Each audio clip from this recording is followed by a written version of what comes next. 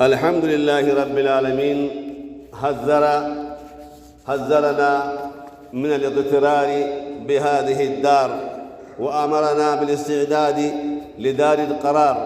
وأشهد أن لا إله إلا الله وحده لا شريك له الواحد القهار. وأشهد أن محمدًا عبده ورسوله المصطفى المختار صلى الله عليه وعلى آله وأصحابه البررة الأطهار المهاجرين منهم والأنصار.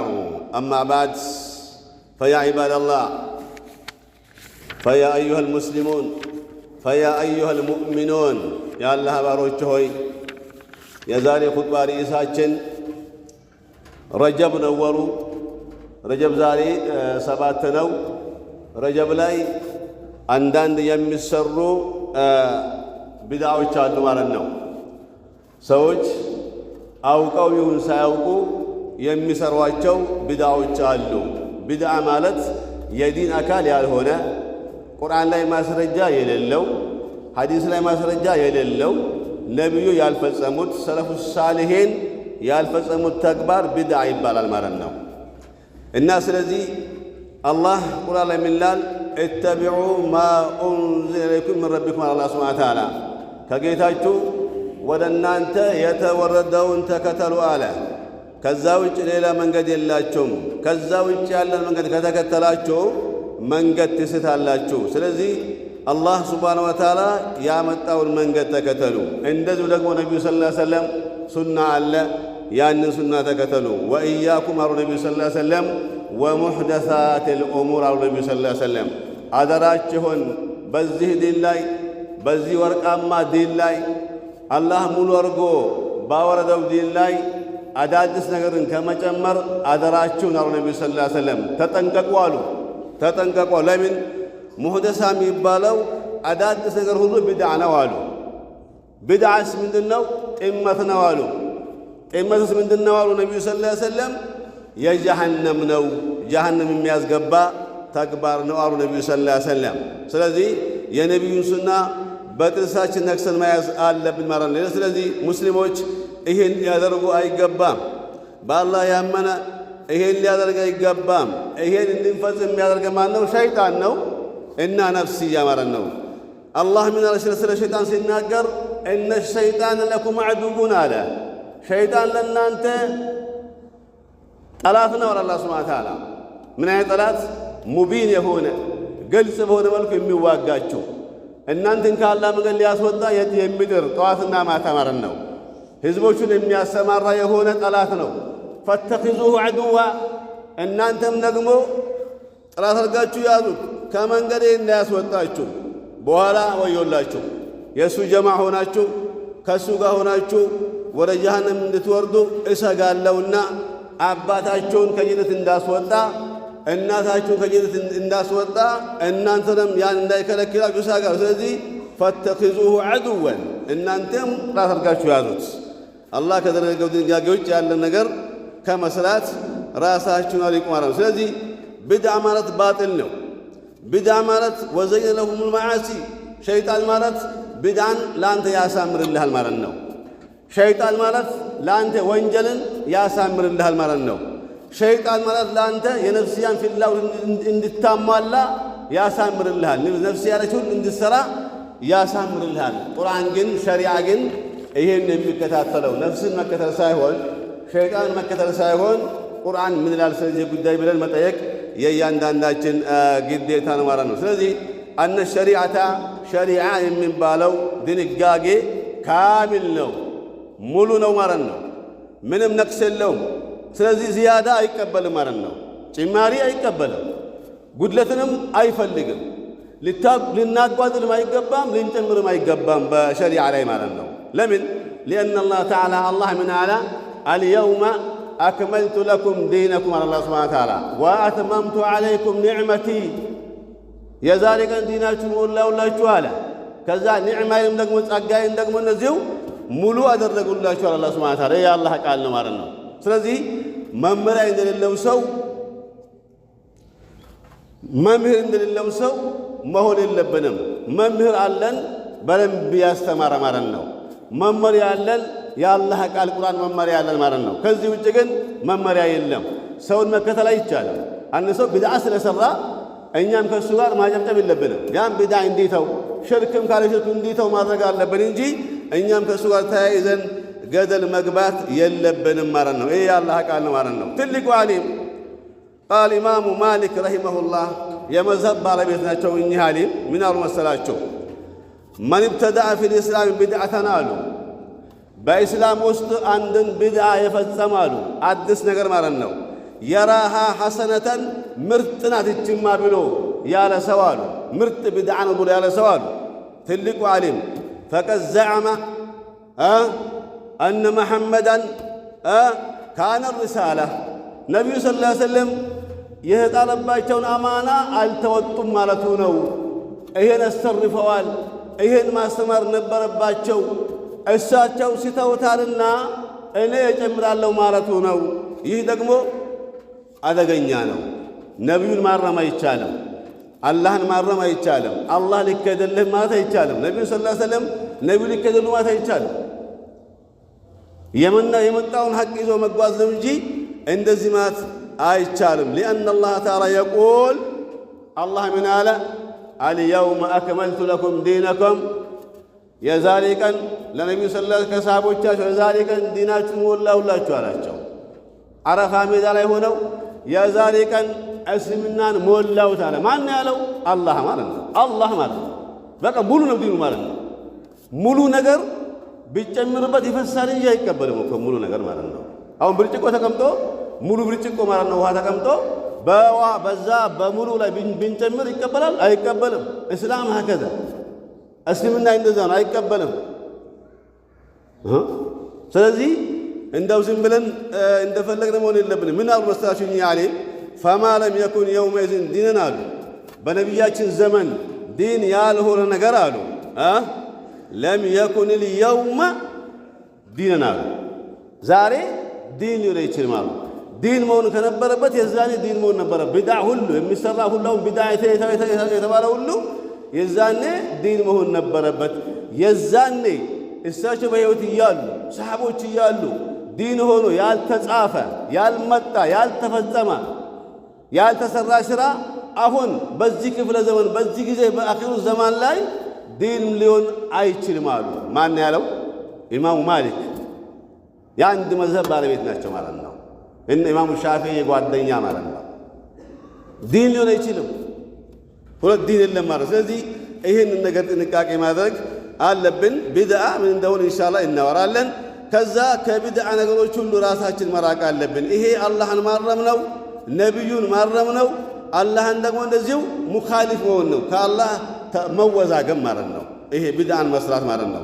ወሚን ሀዚህ ልቢድዓ ከቢድዓዎች መካከል የመጀመሪያው ምንድን ነው? ረጀብ ላይ ማለት ነው። አስለን ይሄ ቢድዓ የሚባለው ዓዳት ጃሂልያ ነው። በጃሂልያ ዘመን የተጀመሩ ዓዳዎች ልምዶች ናቸው ማለት ነው። ጃሂልያ የጀመሩት ማስረጃ ኖሯቸው ሳይሆን በስሜታቸው ረጀብ እንደዚህ እያሉ የጀመሩትን አሁን ከኛ መካከል ይሄን ነገር በተግባር የሚያውል ሰው አለ ማለት ነው። ይሄ አይሆንም። ስለዚህ ምን ላሉ መሰላችሁ?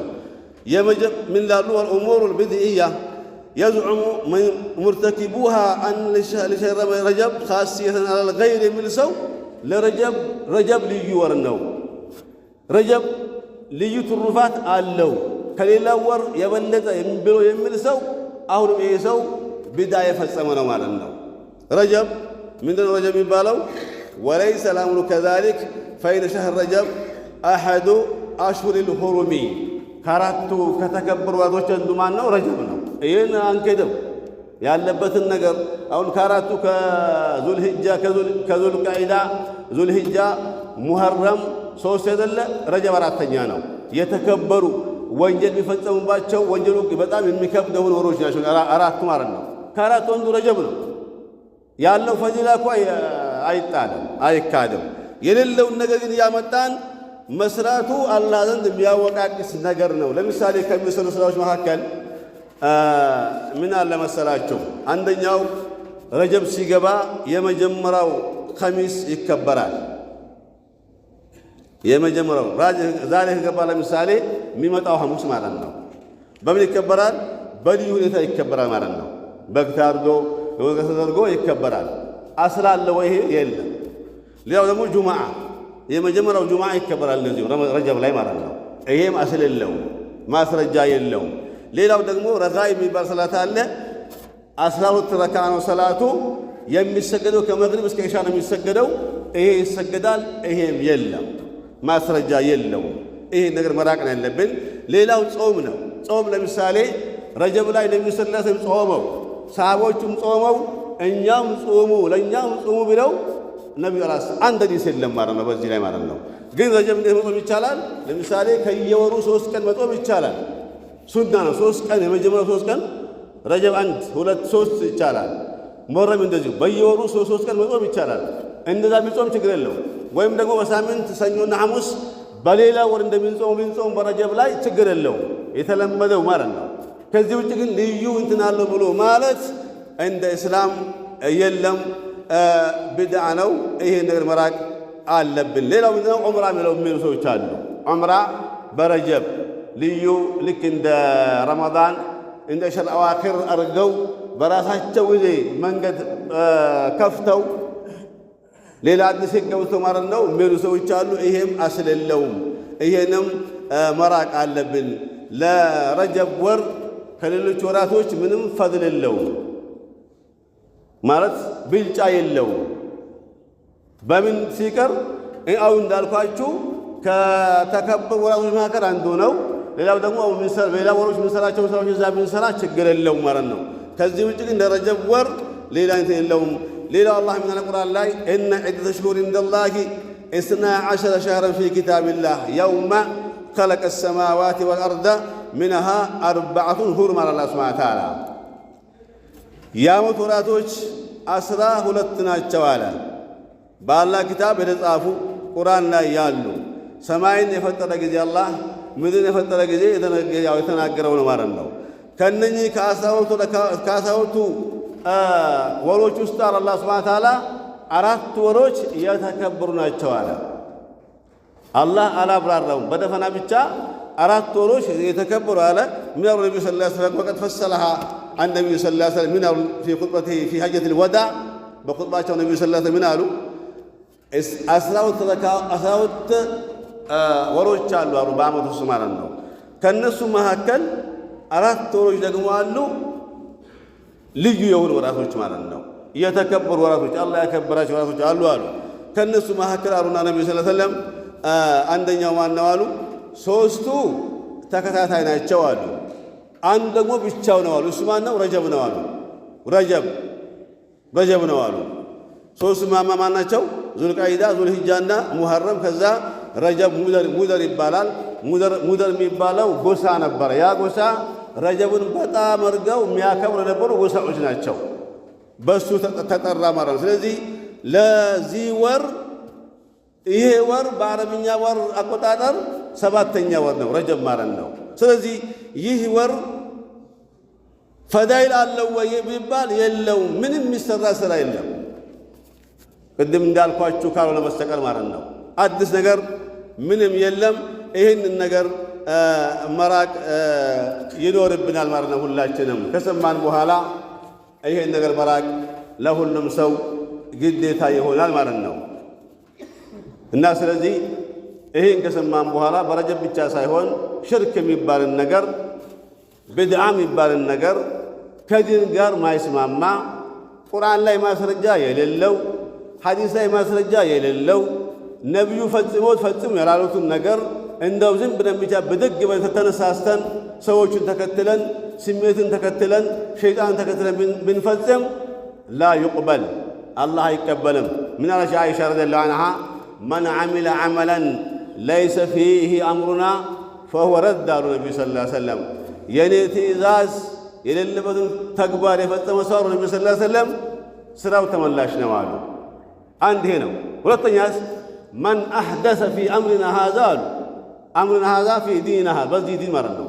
በዚህ ሸሪዓ ላይ የእሱ አካል ያልሆነ የጨመረ ሰው አሉ ነቢዩ ሰለላሁ ዐለይሂ ወሰለም መርዱድ ነው፣ አላህ አይቀበለውም አሉ። ስለዚህ ከቢድዓ ነገሮች በየትኛውም ወር በየትኛውም ዘመን በየትኛውም ቀን ይሆን ከቢድዓ መራቅ አለ። ቢድዓ ማለት አዲስ መጤ ማለት ነው፣ እንግዳ ማለት ነው።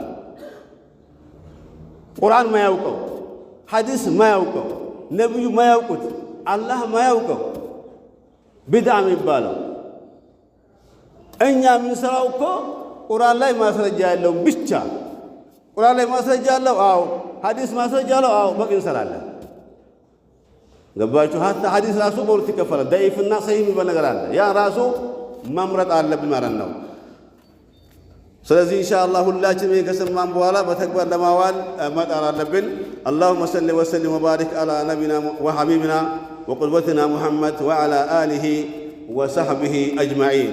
اللهم اجعل في قلوبنا نورا، وفي لساننا نورا، وفي سمعنا نورا، وفي بصرنا نورا، ومن فوقنا نورا، ومن تحتنا نورا، وعن يميننا نورا، وعن شمائلنا نورا، ومن بين أيدينا نورا، ومن خلفنا نورا.